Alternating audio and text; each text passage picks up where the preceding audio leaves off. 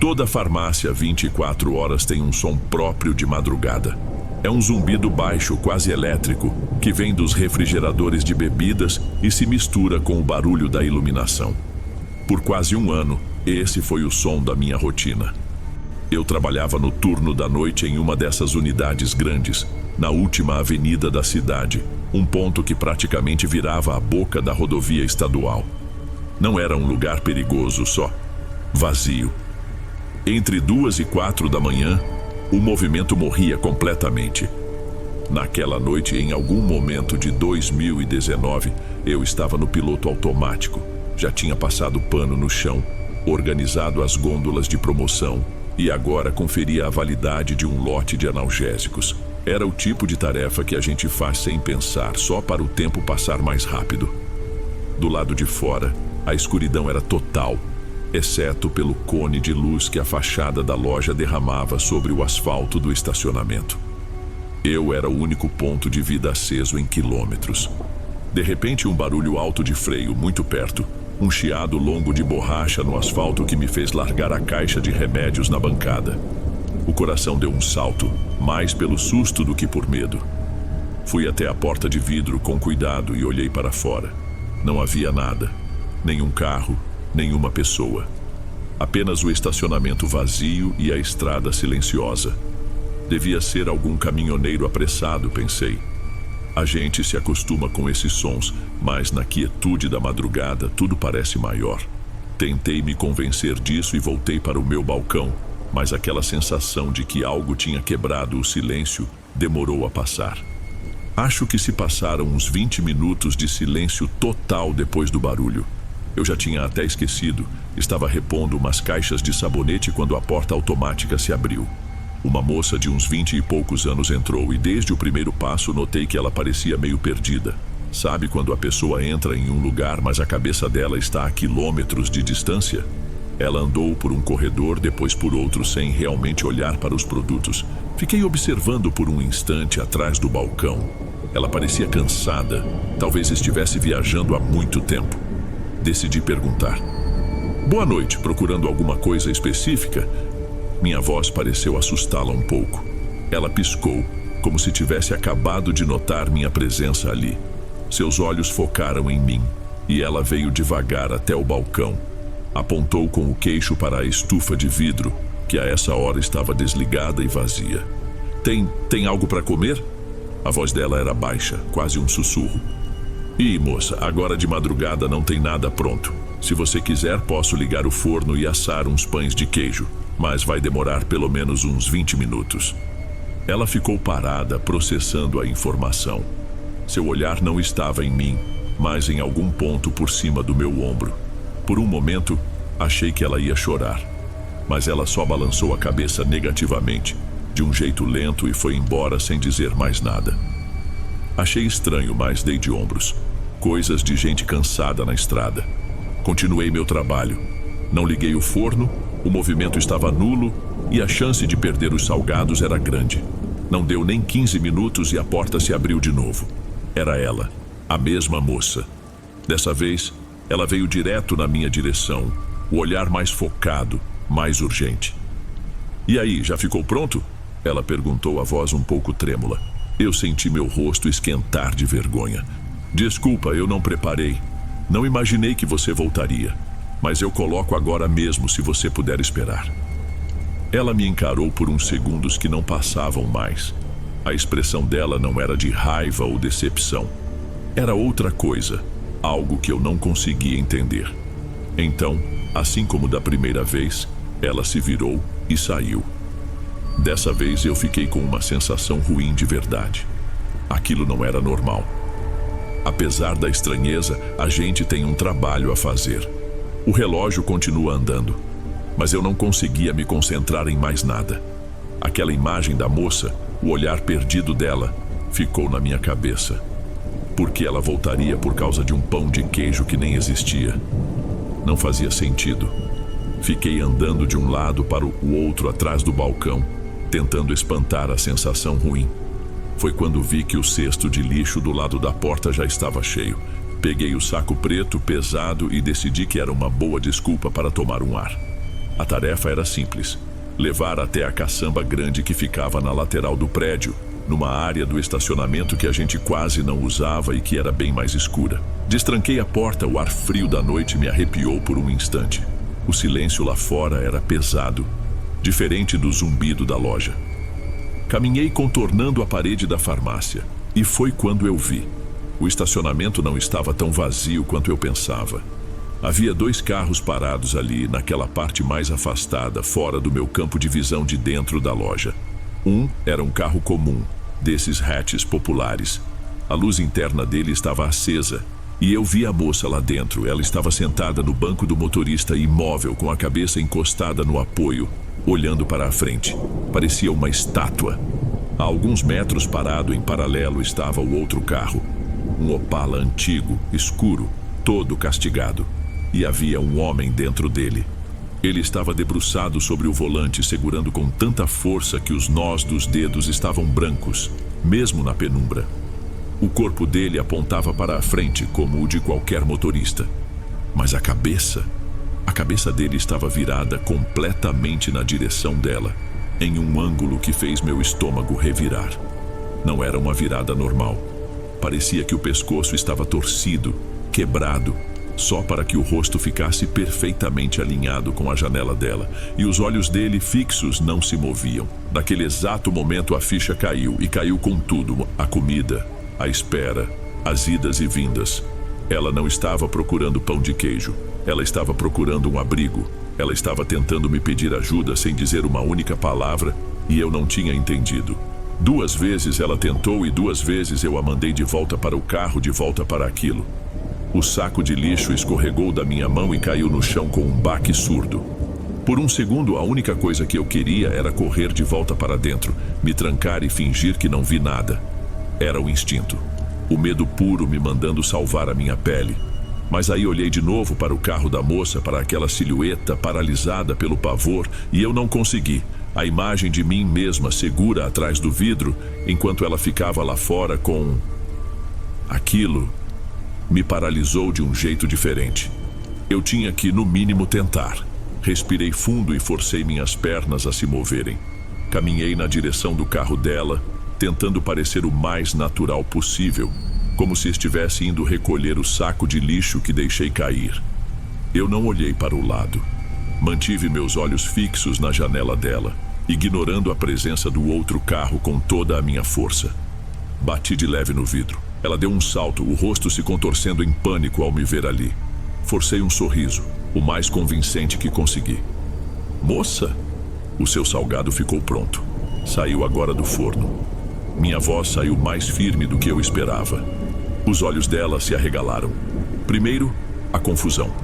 Depois, em uma fração de segundo, a compreensão. Ela não disse nada. Apenas se atrapalhou toda com a maçaneta e saiu do carro tão rápido que quase caiu. Não esperamos. Andamos a passos largos, quase uma corrida silenciosa, de volta para a entrada principal da farmácia. Eu sentia o meu coração bater forte, quase na boca. Eu não olhei para trás, mas sentia aqueles olhos nas minhas costas. Enfiei a chave na fechadura, minhas mãos tremiam tanto que errei o buraco 2 vezes. Finalmente a porta abriu.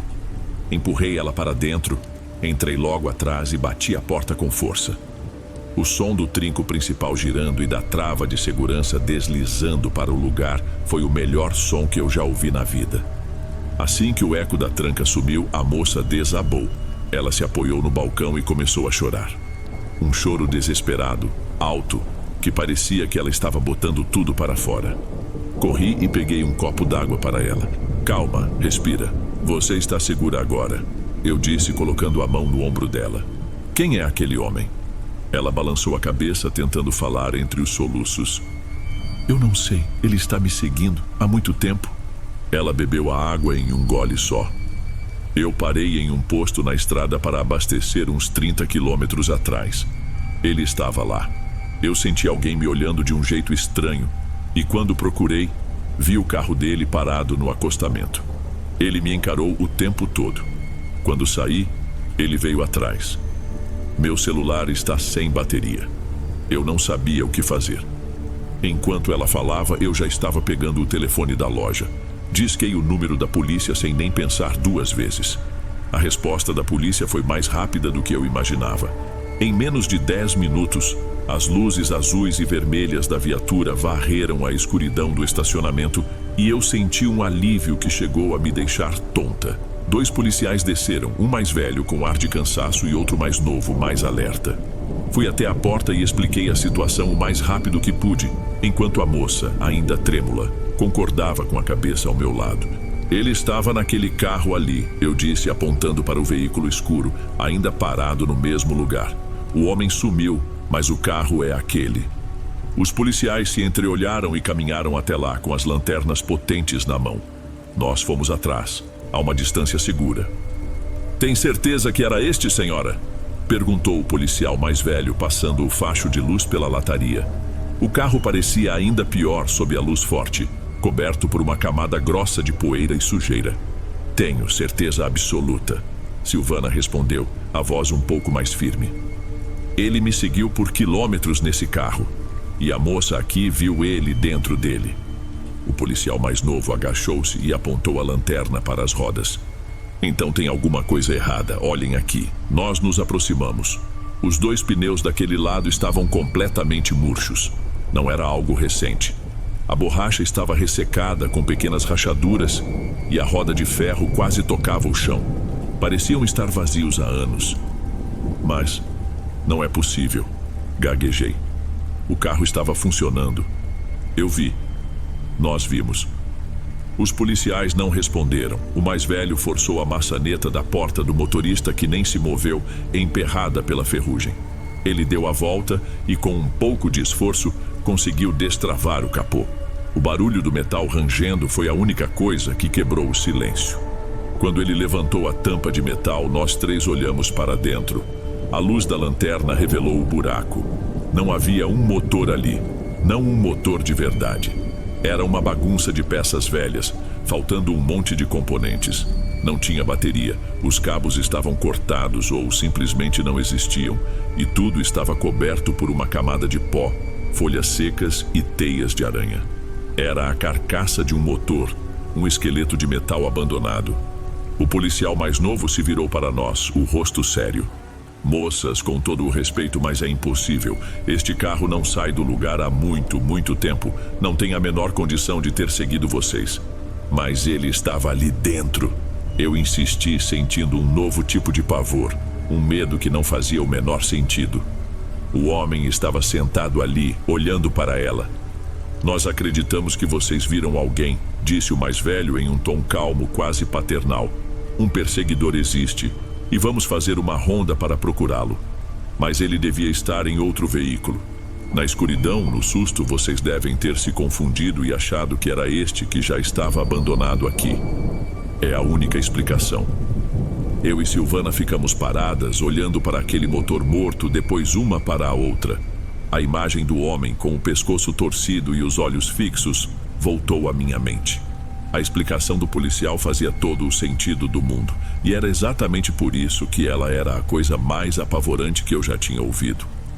Os policiais anotaram tudo, fizeram o boletim de ocorrência com a descrição do homem, mas era nítido que a história, para eles, estava encerrada na teoria do carro errado.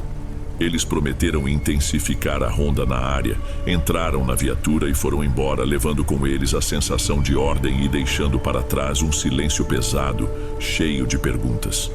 A moça, que eu ouvi se apresentar ao pai no telefone como Silvana, usou o telefone da farmácia para ligar. Enquanto ela esperava, nós 2 ficamos ali, perto da porta, olhando a escuridão lá fora. Não precisávamos falar muito. "Você viu, não viu?"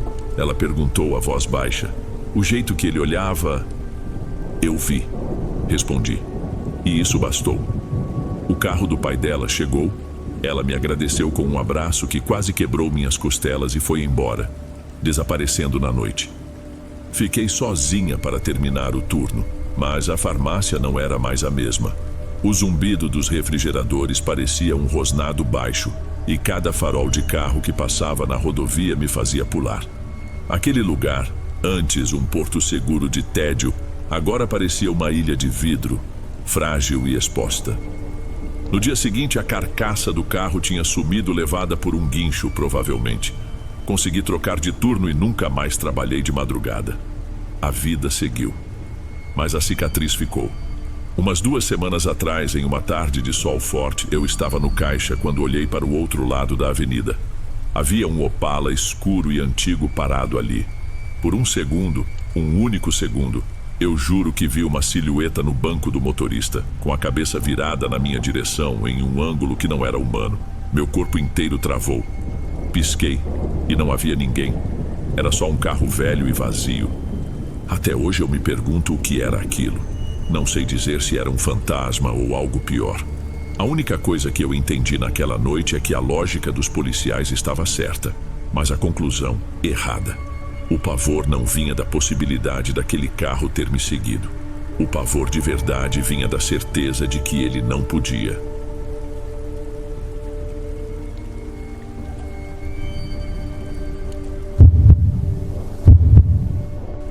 Tem lugares que nunca saem da gente, não importa quanto tempo passe. Não é como uma cicatriz que você olha e lembra do que aconteceu. É diferente. É como se um pedaço do lugar ficasse dentro de você. Uma memória que não sai da cabeça. Para mim, esse lugar é um vilarejo sem nome, perdido em algum vale por aí. Tudo aconteceu lá por 2016. Eu fazia faculdade de ciências sociais e, para cumprir a grade, precisava de horas em atividades de extensão. Sinceramente, eu só estava ali pelos créditos obrigatórios. O projeto era um tal de mapeamento cultural, uma desculpa bonita para mandar um grupo de 5 alunos para o meio do nada e ver o que a gente descobria sobre as tradições locais. A viagem foi a primeira parte do filtro. Foram quase 6 horas numa Kombi velha que rangia a cada curva, saindo do asfalto para uma estradinha de terra vermelha que parecia não ter fim. O calor era abafado, pesado, um mormaço que grudava na pele e fazia a respiração ficar curta. Lá fora, só morro e mato. Quando a gente já tinha certeza de que o motorista tinha errado o caminho, as primeiras casas apareceram. Eram construções simples, algumas de pau a pique com as ripas de madeira aparentes, outras de tijolo sem reboco, todas com telhas de barro manchadas pelo tempo. Tinha uma organização, um cuidado estranho. Os terrenos eram capinados, as cercas de arame farpado estavam retas. Antes de entrarmos na rua principal, se é que se pode chamar assim, uma cancela de madeira barrou a passagem. Ao lado, uma guarita improvisada de zinco. 2 homens saíram de dentro. Não pareciam agressivos, mas a seriedade deles era desconfortável. Um, mais velho, segurava um caderno e uma caneta. O outro, mais novo, apenas observava. O motorista da Kombi abaixou o vidro. "São os estudantes", ele disse com a voz cansada. O homem do caderno nos olhou um por um e depois falou para o motorista que já estávamos sendo esperados. Ele ergueu a cancela sem dizer mais nada. Nós descemos em frente a uma construção maior, de concreto, com uma placa desbotada onde se lia Escola Municipal. Era ali que ficaríamos. O motorista manobrou a Kombi e partiu, levantando uma nuvem de poeira. Ficamos sozinhos, ou quase. De canto de olho, eu via rostos nas janelas das casas próximas, espiando por trás de cortinas puídas. Ninguém na rua, mas a gente sentia que estavam observando cada passo nosso. A porta da escola estava fechada. Batemos por uns 10 minutos, o som oco ecoando lá dentro, até que uma mulher abriu. Era magra, a pele curtida de sol, e trazia um sorriso que não chegava aos olhos. "Pois não?" ela perguntou, secando as mãos num pano de prato. Meu colega, o Natan, explicou quem éramos sobre o projeto da universidade. O sorriso dela diminuiu um pouco. "Ah, sim, o Aloísio falou de vocês", ela disse, sem nos convidar para entrar. "Que pena, perderam a viagem. Era melhor ter voltado com o moço da Kombi." A gente ficou ali parado no sol quente do meio da tarde, sem ter o que dizer. A mulher continuou nos olhando da porta com aquela expressão neutra, esperando que a gente simplesmente desaparecesse. Natan, que sempre foi o mais desenrolado do grupo, tentou argumentar. Mas a gente combinou tudo com o Aloísio, o coordenador daqui. Ele sabia que chegávamos hoje. A mulher deu de ombros, um gesto lento que parecia forçado. Eu não sei de nada, só sei que hoje não é um bom dia. Ela ameaçou fechar a porta, mas parou. Seus olhos se fixaram em um ponto atrás de nós, no fim da rua. Foi quando o vimos pela primeira vez. Um homem vinha andando apressado na nossa direção. Era magro, usava uma camisa de botão já amarelada pelo tempo e mesmo de longe dava para ver que ele estava encharcado. Não era o suor normal do calor que deixava a roupa de todo mundo úmida. O dele era outra coisa. Escorria pela testa, pelo pescoço, manchando a camisa em padrões escuros e irregulares. Quando se aproximou, o cheiro de suor azedo chegou antes dele. Era o Aloísio. Me desculpem, ele disse com a voz ofegante, sem fôlego. Houve um desencontro. A comunicação falhou. Eu achei que chegariam só na semana que vem. A desculpa era fraca e todo mundo ali percebeu. Projetos assim são amarrados com meses de antecedência. Mas o estado dele era tão lamentável que ninguém teve coragem de contestar. Ele gaguejava um pouco, os olhos se moviam de um lado para o outro, nunca pousando em nenhum de nós por mais de um segundo. Parecia um bicho acuado. Mas já que estão aqui, ele continuou, forçando um sorriso que não combinava com o pavor no rosto dele. Podem ficar, pelo menos esta noite. Venham, vou mostrar onde podem deixar as coisas.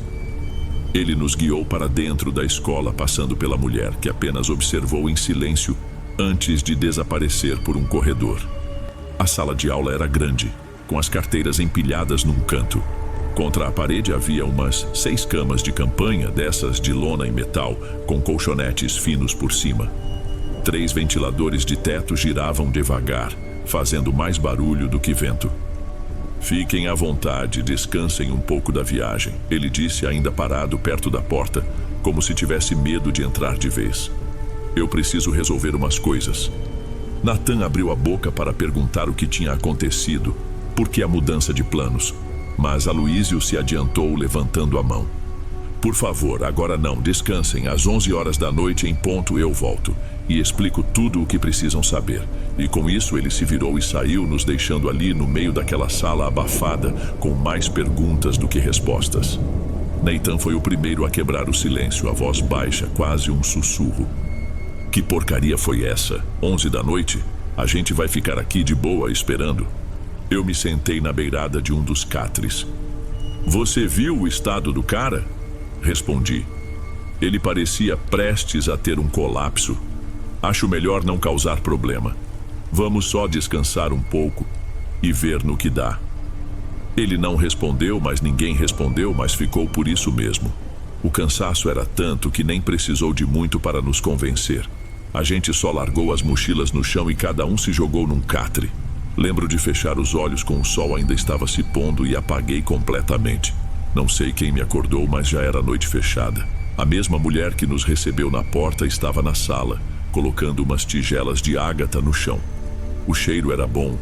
Era uma galinhada simples, mas muito bem feita. Comemos ali mesmo, sentados no chão em silêncio. Ninguém estava com cabeça para puxar assunto. Depois ela nos apontou para o pátio dos fundos da escola. Havia uns tambores grandes, cheios de água, e toalhas limpas dobradas sobre um banco de madeira. Com o mormaço que ainda fazia, mesmo à noite, tomar aquele banho de cuia foi um grande alívio. Pontualmente, quando o relógio do meu celular marcava 11 horas, a figura de Aloísio apareceu na porta da sala. Ele não disse nada, apenas fez um gesto com a cabeça para que o seguíssemos.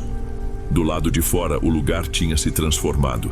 Estava um breu total, e o silêncio era tão grande que eu conseguia ouvir o zumbido dos meus próprios ouvidos. Nenhuma luz acesa nas casas, nenhuma voz, nem mesmo o latido de um cachorro. Era como se todos os moradores tivessem combinado de desaparecer. Nossos passos no caminho de terra pareciam um barulho escandaloso. Andamos por talvez 2 ou 3 ruas, sempre em fila, seguindo a sombra de Aloísio. Então, ao virar uma esquina, nós a vimos. A igreja. Ela não combinava com o resto do vilarejo. Parecia muito mais antiga, feita de uma pedra escura, quase negra, que parecia absorver a pouca luz da lua. Tinha o formato clássico, com uma cruz de ferro no topo, mas era desproporcional. alta e grande demais para as casinhas ao redor. As portas duplas de madeira maciça estavam entreabertas, e de dentro escapava um brilho trêmulo, alaranjado e um cheiro adocicado de incenso e cera quente. Aloísio nos guiou para dentro. O calor lá era ainda mais intenso. Uma baforada de ar quente e denso que cheirava a cera derretida, incenso e poeira antiga. Dezenas, talvez centenas de velas de todos os tamanhos ardiam em pratos, pires e copos de vidro, espalhadas pelo chão, nos bancos e principalmente ao redor do altar. A luz delas tremia e fazia tudo parecer que estava se mexendo. Ele parou no meio do corredor central e apenas apontou para a frente, para o altar. Eu trouxe vocês para verem aquilo. No começo, o que impressiona é o tamanho. Dominando o fundo da igreja, pendurado numa parede de pedra, estava um Cristo crucificado. Devia ter pelo menos 3 metros de altura. O corpo era desproporcional, alongado de um jeito esquisito, com os braços esticados numa cruz de madeira escura, quase preta. A tinta que cobria a pele era de um tom acinzentado, pálido, a cor de um corpo que já está frio há muitas horas. Mas então você repara na cabeça, e é aí que o cérebro dá um nó. Não era uma cabeça, eram 3 rostos brotando de um mesmo pescoço. O rosto da esquerda era puro sofrimento. Os olhos inchados, a boca aberta num grito silencioso, uma agonia presa bem na hora do grito. O da direita ria. Não era um sorriso de paz. Era uma zombaria escancarada, com os dentes à mostra e os lábios repuxados para cima. Ria como se soubesse de uma piada terrível que só ele entendia. E o rosto do meio, o que olhava diretamente para a frente, estava simplesmente morto. A face era flácida, sem expressão, os olhos abertos e vazios como 2 buracos, sem nada por trás.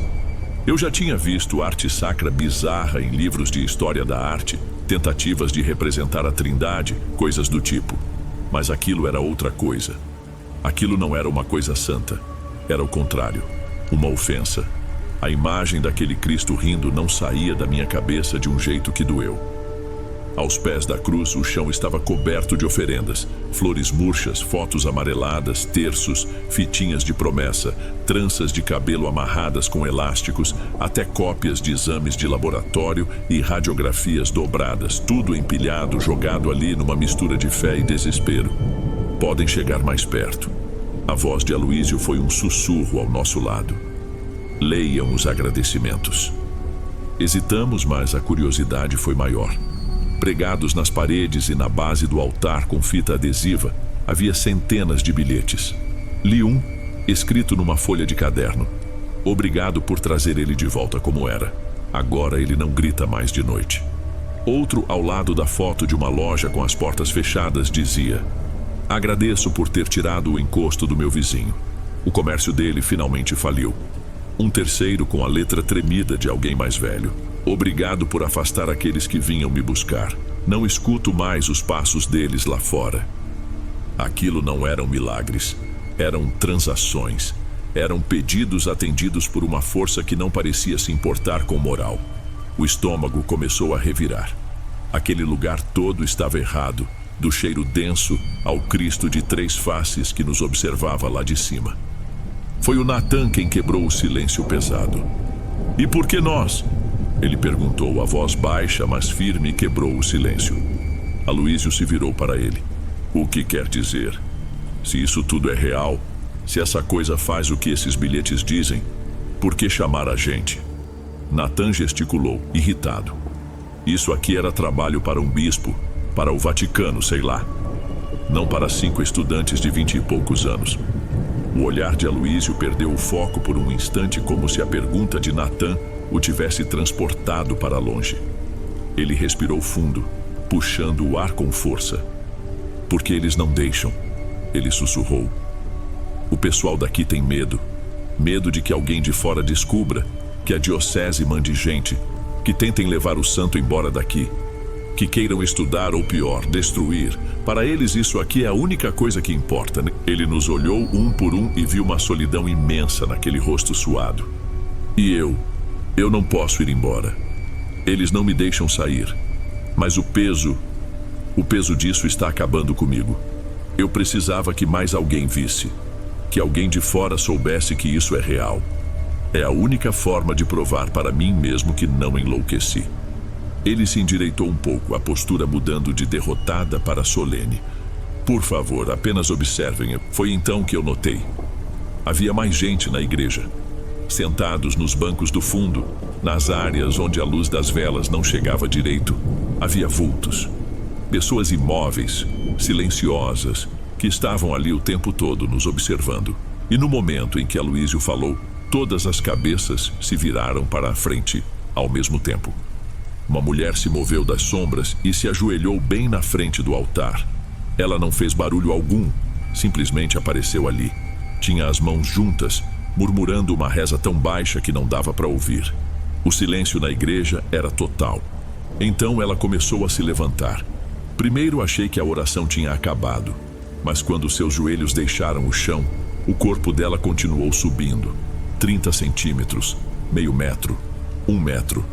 Ela não se levantou, ela estava se elevando, flutuando no ar, de costas para nós, de frente para o Cristo. Eu juro que naquele instante meu cérebro de estudante cético entrou em parafuso. Procurei por fios, cabos de aço, alguma plataforma escondida, um truque de mágica. Não havia nada, absolutamente nada a sustentando no ar. E se aquilo já não era o suficiente para quebrar qualquer noção de realidade, o pior veio em seguida. Veio da estátua. As 3 faces do Cristo moveram os olhos. O que chorava, o que ria e o que estava morto. Os 6 olhos de pedra pintada se deslocaram lentamente em perfeita sincronia e se fixaram na mulher que flutuava diante deles. É difícil descrever o que eu senti naquele momento. Foi como uma onda silenciosa e invisível que atravessou todo mundo ali. Começou como um calor súbito no meio do peito e se espalhou por todo o corpo. Não era medo, não era fé. Era uma mistura impossível de paz e vertigem, de euforia e pavor. Por um segundo, tudo fez um sentido terrível e absoluto, uma plenitude que também era um vazio completo. Era como sentir que algo divino e algo terrível estavam tocando você ao mesmo tempo, uma sensação que curava e amaldiçoava ao mesmo tempo. Éramos testemunhas de algo que a mente humana não foi feita para processar. E não podíamos fazer nada além de ficar ali, parados, respirando aquele ar denso. A onda de sensação recuou, nos deixando vazios e trêmulos.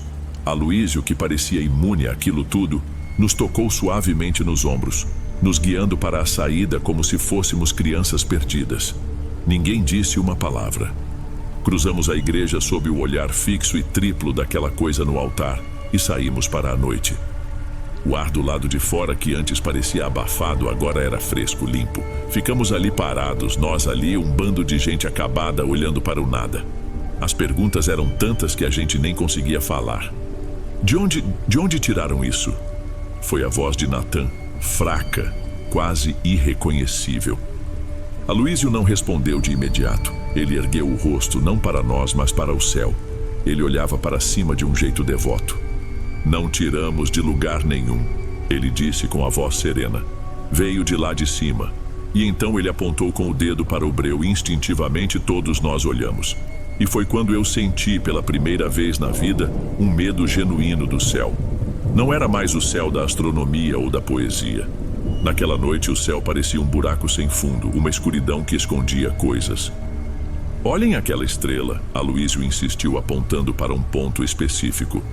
Eu não tinha reparado nela antes, era um ponto de luz branca mais brilhante que qualquer outro e parecia fixo.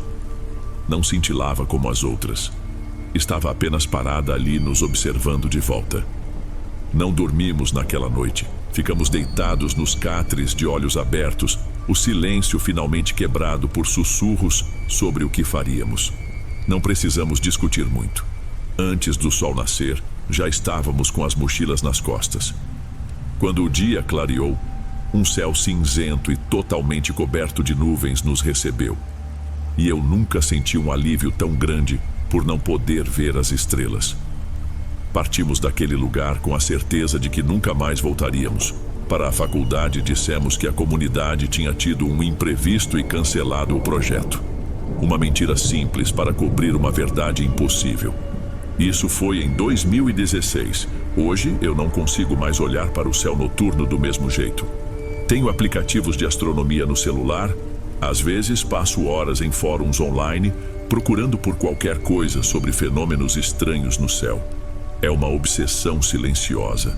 Todas as noites eu sei que lá em cima, naquela escuridão toda, algo nos observa.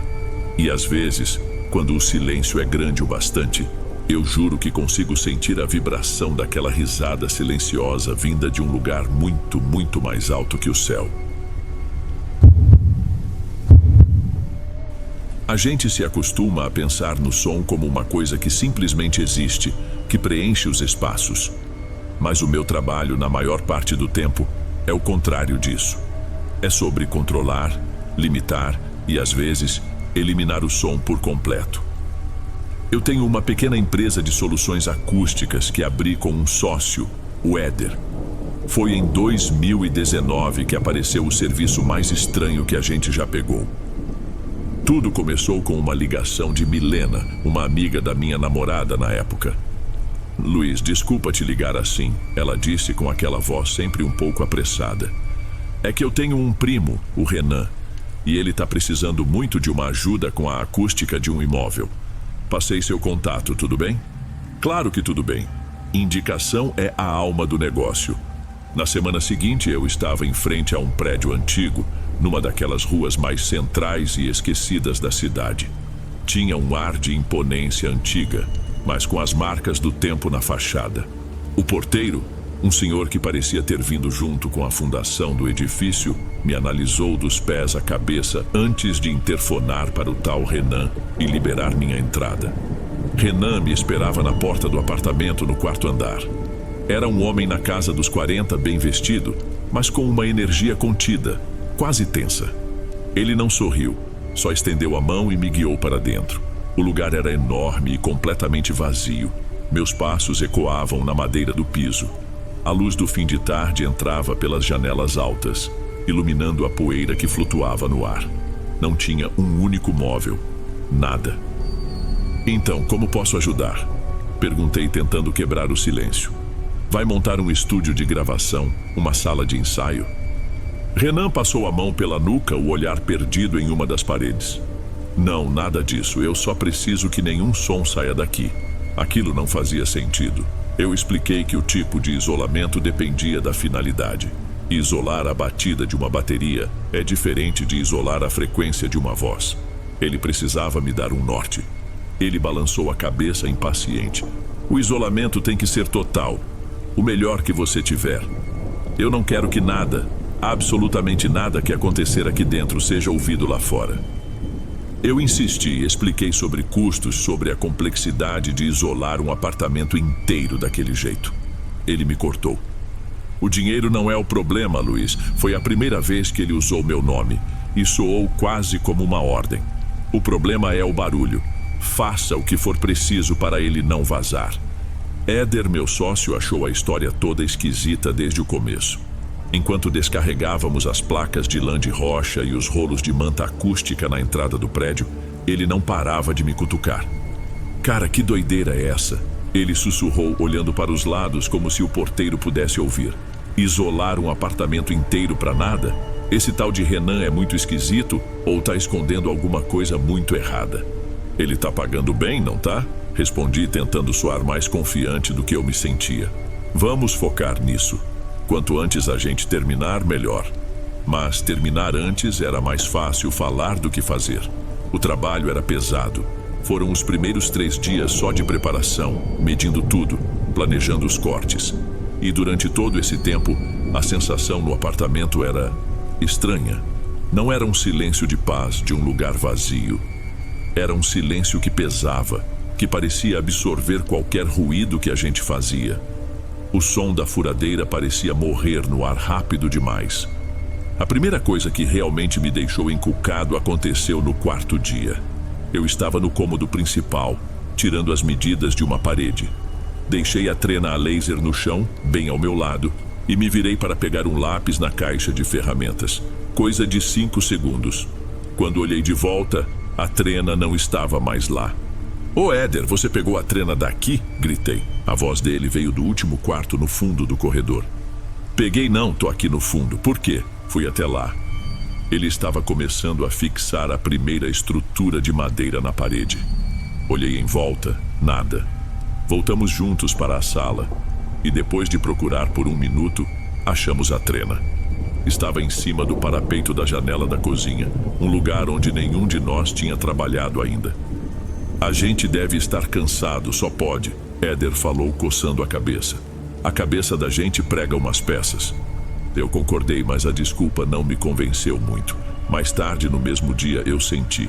Estava de joelhos ajustando uma placa no canto da sala quando senti um frio absurdo naquele ponto específico. Não era uma corrente de ar. As janelas estavam todas fechadas. Era um frio localizado que parecia vir do chão e subir pela minha roupa. Cheguei a me afastar, olhando para o local, esperando ver alguma mancha de umidade, qualquer coisa. Mas não havia nada. O piso de madeira estava seco e intacto. A desculpa do cansaço funcionou por mais 1 ou 2 dias, mas a gente já não trabalhava com a mesma tranquilidade. Qualquer estalo da madeira do prédio, qualquer ruído do elevador no poço, fazia a gente parar e olhar por cima do ombro. O Éder, que antes tentava fazer piada, agora trabalhava em silêncio, quase sempre perto de mim. A gente estava acelerando o serviço, não por eficiência, mas por uma vontade crescente de ir embora daquele lugar o mais rápido possível. O ponto de virada, o momento em que a coisa deixou de ser estranha e virou outra coisa, aconteceu numa sexta-feira. A gente tinha um gravador de áudio portátil, um aparelho bem sensível que usamos para medir o nível de decibéis do ambiente antes de começar um projeto. Eu tinha deixado ele ligado num canto da sala durante a tarde, mais por hábito do que por necessidade. No fim do dia, enquanto guardávamos as ferramentas, peguei o aparelho para guardar na maleta. Por puro desencargo de consciência, coloquei os fones e apertei para ouvir a gravação. Eu esperava o chiado normal, o eco das nossas marteladas, talvez nossas vozes. E no começo era só isso, ruído de obra. Mas então, no intervalo em que nós dois tínhamos ficado em silêncio, eu ouvi. Era um sopro de voz, fraco, mas nítido, bem perto do microfone. Uma voz masculina que parecia estar se lamentando, quase chorando uma única palavra que se repetiu 2 vezes. Um som que não era meu nem do Éder. Tirei os fones na mesma hora, o corpo todo tenso. "O que foi?" Éder perguntou vendo minha cara. Eu não respondi, apenas estendi o fone para ele. "Escuta aqui, mais ou menos no meio." Ele pegou o fone meio desconfiado. Eu observei o rosto dele mudar. A testa se franziu em confusão. Depois os olhos se arregalaram um pouco. Ele tirou o fone devagar, como se estivesse com medo de fazer algum movimento brusco. Que som é esse, Luiz?" Eu não sei. Minha própria voz saiu mais baixa do que eu pretendia. "Mas não é nosso." Ele me devolveu o aparelho. Nenhum de nós ousou tocar a gravação de novo. As desculpas acabaram ali. Não era o vento, não eram os canos, não era nossa imaginação. Era uma voz que não deveria estar ali. A gente arrumou tudo numa velocidade absurda. As ferramentas foram praticamente jogadas dentro das caixas. Ninguém falou mais nada. Descemos no elevador em silêncio, cada um olhando para um canto. Quando chegamos na calçada e o ar da rua, com o barulho dos carros e das pessoas, bateu no meu rosto, foi como se eu pudesse respirar de novo. Naquela noite eu mal dormi. Aquele lamento gravado não saía da minha cabeça. No sábado de manhã peguei o telefone. Eu ia ligar para o Renan. Chega de trabalhar no escuro. Ele precisava me dar uma explicação. Liguei para o Renan no mesmo instante. A chamada caiu na caixa postal. Mandei uma mensagem curta e direta, dizendo que precisava falar com ele com urgência sobre o apartamento. A resposta veio quase 1 hora depois. Um simples "pode falar". Eu preferia ter falado por voz, mas se era assim, tudo bem. Respirei fundo e digitei. Disse que estavam acontecendo umas coisas estranhas na obra. Mencionei as ferramentas trocadas de lugar e, por fim, falei do áudio. Nós gravamos uma voz no apartamento, Renan, e ela definitivamente não era nossa. A bolha de digitando apareceu e sumiu várias vezes. Eu podia imaginar ele do outro lado, medindo as palavras, provavelmente desconfortável em admitir qualquer coisa por escrito. Finalmente, a resposta chegou. Luiz, é um prédio antigo. Esses lugares têm seus ruídos. É por isso que contratei vocês. Aquela resposta que não dizia nada me irritou. Não era um ruído de cano ou de estrutura. Era uma voz humana, um lamento. Meu sócio e eu não nos sentimos seguros trabalhando lá sem entender o que está acontecendo. Outra longa pausa. Eu já estava pronto para dizer que abandonaríamos o serviço. A segurança vem em primeiro lugar. Mas então o celular vibrou de novo. A postura dele tinha mudado. Ok, você está certo. Ele escreveu. Eu não te contei tudo. Sim, houve reclamações de outros moradores sobre barulhos vindos de lá. É um problema que tem me custado alguns inquilinos. Por isso a pressa, por isso o isolamento completo. Eu preciso que esses vazamentos de som parem de uma vez por todas. Vazamentos de som. O jeito como ele usou essas palavras, como se estivesse falando de uma infiltração na parede, me deu um calafrio. Ele estava tratando aquilo como um problema de encanamento, uma questão puramente técnica. Antes que eu pudesse responder, outra mensagem chegou. Olha, eu sei que a situação é estranha. Eu preciso de vocês. Se terminarem o serviço até a próxima sexta-feira, eu pago um bônus de 30% sobre o valor total. Dinheiro na conta no mesmo dia em que acabarem. Eu li a mensagem para o Éder. Ele andou de um lado para o outro na nossa pequena oficina, roendo a unha do polegar.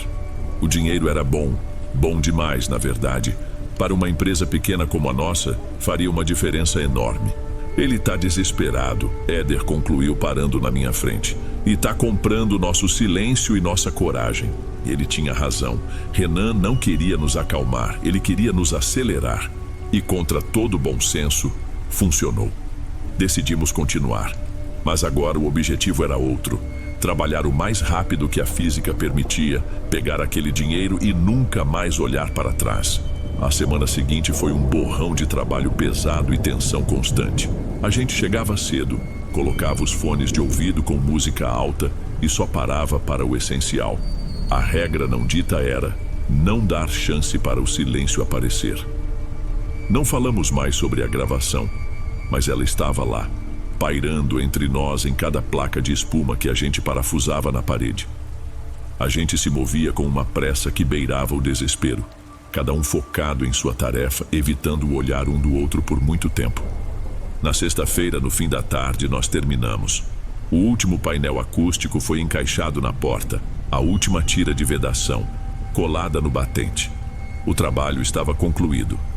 Quando fechei a porta para testar o selo, o efeito foi imediato e sinistro. O mundo lá fora sumiu. Os ruídos distantes do trânsito, as vozes no corredor, o zumbido do elevador. Tudo desapareceu. O que restou foi um silêncio que não era natural. Era um vácuo, uma pressão nos ouvidos que me fazia escutar meu próprio sangue pulsar. Cada respiração minha parecia um vendaval. Era sufocante. Pronto, acabou. Vamos embora daqui, Éder disse, a voz dele soando abafada e estranha naquele ambiente morto. Ele já estava juntando as ferramentas, mas eu não conseguia ir, não ainda. Era uma mistura de orgulho profissional com uma curiosidade doentia. Eu precisava saber, precisava da prova de que o nosso trabalho tinha sido perfeito. Calma, falta o teste final. Ele me olhou como se eu fosse louco. Que teste, Luiz? A gente já sabe o que tem aí, deixa isso pra lá. É rápido, insisti, já abrindo a maleta e pegando o microfone condensador, o mais sensível que eu tinha. Montei o equipamento no centro da sala principal. O microfone no pedestal parecia um poste fino no meio do nada. Passei o cabo pela fresta de vedação rente ao chão, fechei a folha pesada mais uma vez e fiquei do lado de fora no corredor com o Éder. Conectei um cabo ao gravador e coloquei meus melhores fones. Apertei o botão de gravar. No início, silêncio absoluto. Um silêncio de estúdio perfeito. O medidor de decibéis no visor do gravador estava zerado. Um sorriso de alívio começou a se formar no meu rosto. Nós conseguimos. Nós criamos uma caixa de silêncio. E então eu vi. A barrinha de áudio no visor digital tremeu. Mínima coisa. Aumentei o ganho no máximo. O coração parecia que ia sair pela boca. O som que veio pelos fones me arrepiou da cabeça aos pés. Não era um eco distante, não era um lamento no fim do corredor. Era uma voz. A mesma voz masculina. Mas agora ela estava limpa, cristalina, como se a pessoa estivesse com a boca a 2 dedos do microfone. Estava sussurrando com uma intimidade pavorosa, uma única palavra cheia de uma dor e confusão sem fim. Por quê? Arranquei os fones da cabeça como se eles queimassem. Meu rosto devia estar branco, porque Éder deu um passo para trás. O que foi? Luiz, o que você ouviu? Eu não conseguia responder. Apenas balancei a cabeça, desconectando os cabos com as mãos trêmulas. Não precisei dizer nada. Ele entendeu. Juntamos o que era nosso com uma velocidade absurda, deixando para trás caixas de ferramentas, retalhos de material, tudo. Só queríamos sair. Tranquei a porta daquele apartamento, deixando aquele sussurro perfeitamente claro aprisionado lá dentro, no silêncio que nós mesmos criamos. Na segunda-feira, mandei uma mensagem para Renan. Apenas 3 palavras. Serviço finalizado. Ele não perguntou como foi, não pediu detalhes. A resposta foi igualmente curta. Ótimo. O pagamento estará na sua conta até o fim do dia. E estava. O dinheiro, incluindo o bônus generoso, entrou na conta da empresa. Eu e Éder dividimos a quantia. Nós nunca mais falamos sobre o que aconteceu no último dia naquele apartamento. Nosso trabalho continuou, mas algo na nossa parceria tinha se quebrado. A gente só não tinha coragem de admitir. A vida seguiu. Pegamos outros projetos, pagamos as contas. Tentei arquivar aquela experiência na gaveta de trabalhos estranhos da minha mente. Mas o som daquele sussurro, tão nítido e próximo nos meus fones, voltava na minha cabeça nas horas mais quietas da noite. Uns 4 ou 5 meses depois, encontrei Milena por acaso num café. Ela abriu um sorriso enorme ao me ver e veio me cumprimentar. Vi, que bom te ver. Meu primo ficou muito, mas muito satisfeito com o trabalho de vocês. Disse que resolveu o problema dele. Que bom, respondi tentando forçar um sorriso. Foi um trabalho diferente. Acho que ela percebeu o tom na minha voz. Ela se inclinou sobre a mesa, baixando o tom para um de confidência. Diferente, né? Ele te contou o porquê? Balancei a cabeça negativamente. E então, ela me contou. Contou que uns 2 anos antes, uma moça tinha tirado a vida do namorado ali naquele mesmo apartamento, num acesso de ciúmes. Vizinhos ouviram os gritos de socorro do rapaz, mas a polícia não chegou a tempo. Desde então, mesmo com o lugar vazio, os gritos dele ecoavam pelo prédio nas madrugadas, de forma aleatória. Era isso que espantava os inquilinos. Aquele era o vazamento de som que Renan estava tão desesperado para consertar. Senti um nó no estômago. Tudo se encaixou. O desespero, o dinheiro, o segredo. Mas a história não terminou aí. Cerca de 1 ano depois do serviço, meu celular tocou tarde da noite. Número desconhecido. Atendi com hesitação. Alô? Luiz? É o Renan? A voz dele estava diferente. Não era mais o tom seco e empresarial. Havia um tremor nela, um medo real. O trabalho que você fez... Ele começou fazendo uma pausa. Ele funcionou perfeitamente. Ninguém nunca mais ouviu um único som daquele apartamento. Os gritos pararam. Por um segundo, um alívio estúpido passou por mim. Mas... Ele continuou e sua voz falhou. Mas agora o problema é outro. Os novos moradores do 4º andar, e até os do 3º, estão reclamando. Eles dizem que veem um homem, parado no corredor, bem em frente à porta do apartamento que você isolou. Ele não faz nada, só fica lá, olhando para a porta, sempre no mesmo lugar.